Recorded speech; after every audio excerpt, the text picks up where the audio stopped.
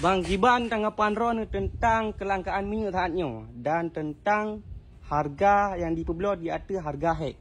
Oh, tanggapan masalah minyak dengan urung-urung perbelah minyak. Nyo ka pegat video tak boh kalau enggak pegah, ka? Urung kayu jak mandu malam, kayu kayu me jeragen, ya, kami jeragen USPBU. Yan, kami ka perbelah tu minyak ubi kelak mah ka. Yan. Ya, nya ka perbelah minyak kan. Jatuh harga head ada masalah. Nya ka perbelah wap 50 ka perbelah. Telite. Nya pegah na yo bantu nang ro kan tu dah pilih urung yo. Ya let mah ke mandung urang. Ya betul. Yan dengar mengo, kajak bawai pak galon. Kajak pak galon bawai, kacok jeragen. Liang ka perbelah de urung. Yan, pajan tidak bantu nang ro lagi yo. Masalah kelangkaan minyak hana langka minyak sebenarnya.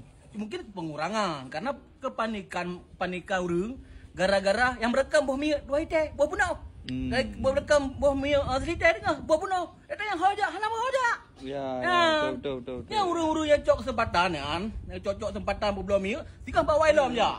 Hei ngongon, hei bangun, mama nak mandung, jauh PBU ajak minyak je no. Dalam ke doa beraya ilom balau ku lagi. Ya, lagi ya lah. Ya, beraya ilom balau ku, jadi kan depu je tak main. Buat mana je dapat danyo, capli je dapat danyo. Ha? Dia dapat urung ra tu. Ya. Berarti yang kai begah-begah bagi tak enggak betul. Jadi yang apa bangsa ro ring ke awak ro. Yang kan orang. Nya kan juk dapat minyak, ha? Mungkin harga head pertama mungkin 12, dia ke 17. Harga head perdali badum. Harga normal. Kilo.